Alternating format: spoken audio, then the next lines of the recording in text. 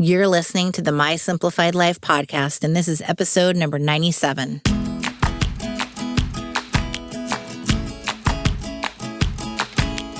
Welcome to the My Simplified Life podcast, a place where you will learn that your past and even your present don't define your future. Regardless of what stage of life you're in, I want you to feel inspired and encouraged to pursue your dreams, simplify your life, and start taking action today. I'm your host, Michelle Glogovac, and I'm excited to share my stories and life lessons with you while taking you on my own journey. This is My Simplified Life.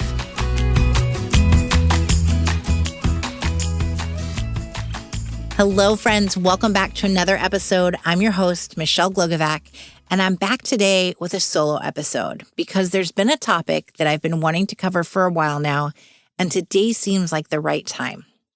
First, I want to talk about making mistakes. We all make them, but how many of us own up to them, let alone learn from them? Let me take you back to last month when I learned of a fairly large mistake I made. We were on our way to our annual World War II reunion in New Orleans for 8 days. It was considered a vacation, but in reality, Ted was hosting the entire 126-person event over 4 days, and I was his sidekick. In addition to having ensured our children weren't raising a ruckus in the hotel. I had just celebrated my 40th birthday, and we had about 25 friends over before we left. I was exhausted, and now we were on 2 planes to get to our destination.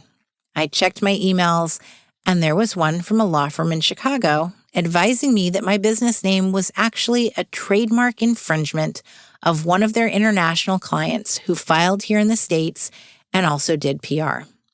I forwarded the email immediately to my attorney, and she said it was legit. I pride myself in research, and I thought I had done my due diligence in researching my business name, but alas, I didn't go to the USPTO website to do a free search on it. Just a few basic, simple clicks, and I had skipped them. Well, shit, now what? I started to think about new names and all the work that would entail a name change. I brainstormed and decided I wanted to go with something that had to do with my own name.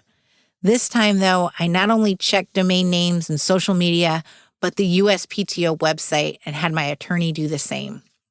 If you have a business, you know how much work goes into branding and changing websites and logos, so this was no small task. I acknowledged the email from the firm and also told them that I was traveling for another week and asked for time to make the appropriate changes. Once I got home, I bought the domain, switched my websites over, forwarded the other domains, changed my logo, the wording on my site, social media, the branding for posts that were scheduled a month out, changed my email in Google. It was a lot of work, but it was going to prevent me from being sued and would also ensure that I never make the same mistake again. Why am I telling you all of this?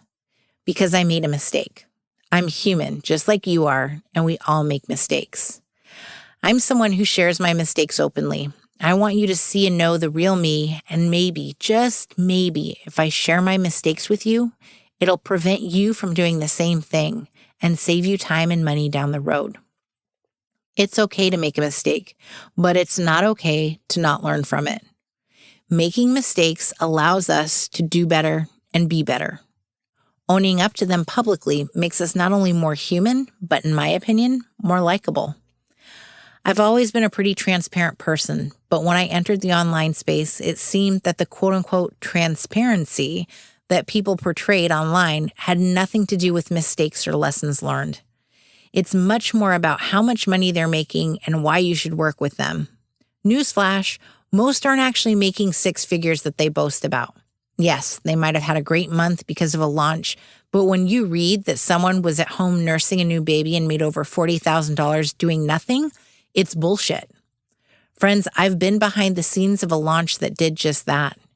Yes, the business owner was at home nursing a new baby, but I was working almost 24 hours a day, and we had started working on this launch 6 months prior to the actual launch to ensure such money could be made. But she didn't share that with her audience. She shared the glamour piece, which was the thousands of dollars she made. That's not me. I'll share my wins with you, but I'll also let you know what my losses are. Here's what I don't understand, though. Why do we keep following and believing in those who aren't transparent? Those who don't own their mistakes and show their humanity.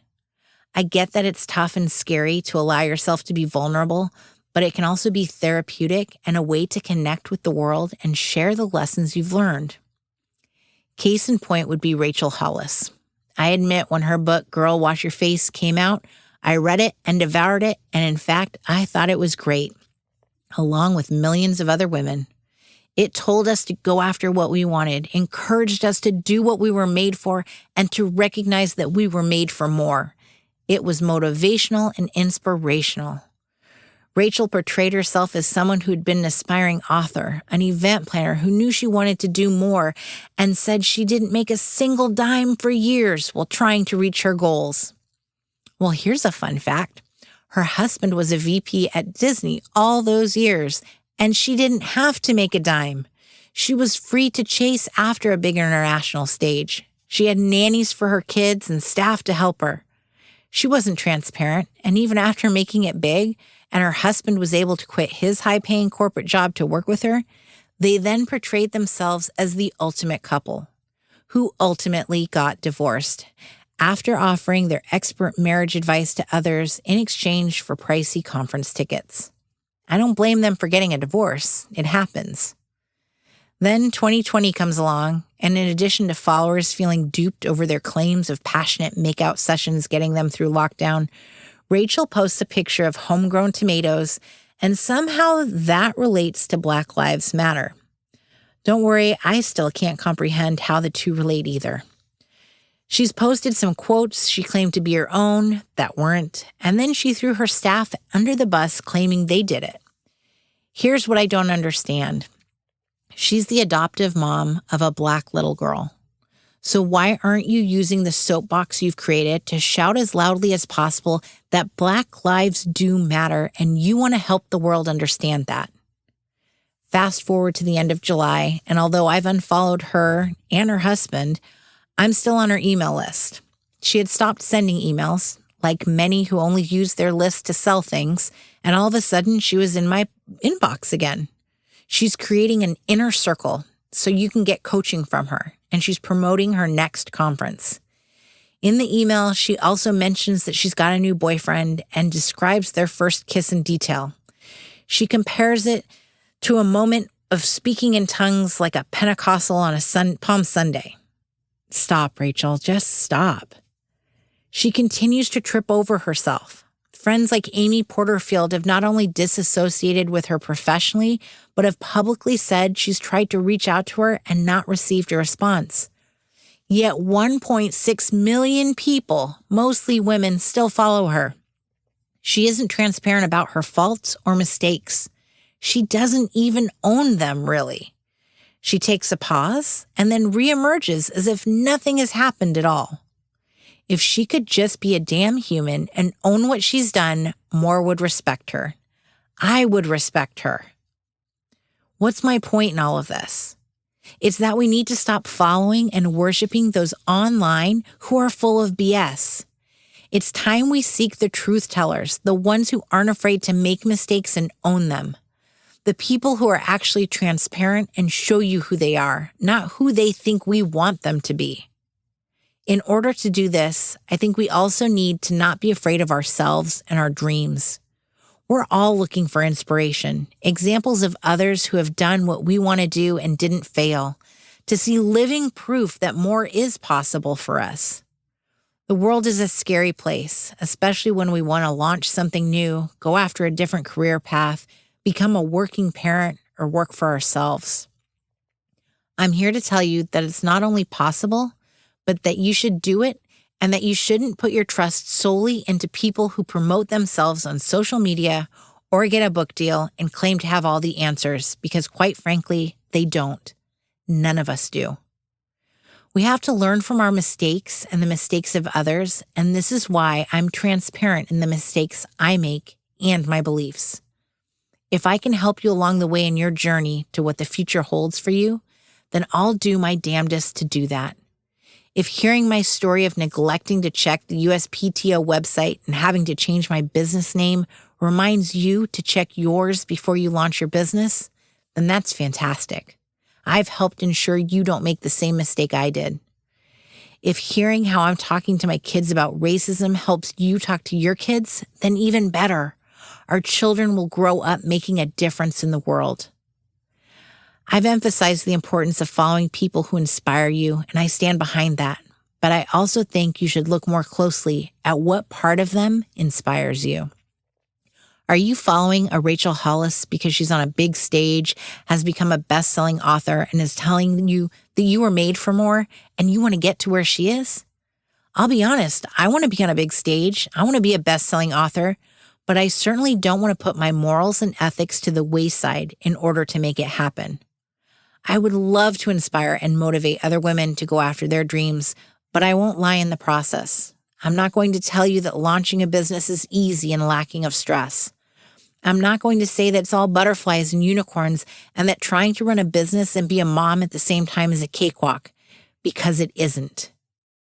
What I will tell you, though, is that it's possible. It's manageable if you take the reins and remember to be flexible when it comes to the hours you work, how you want to scale your business, whether you have help doing it. I'll tell you that you can make it big if you put yourself out there, but don't let the rise to stardom take control of who you are.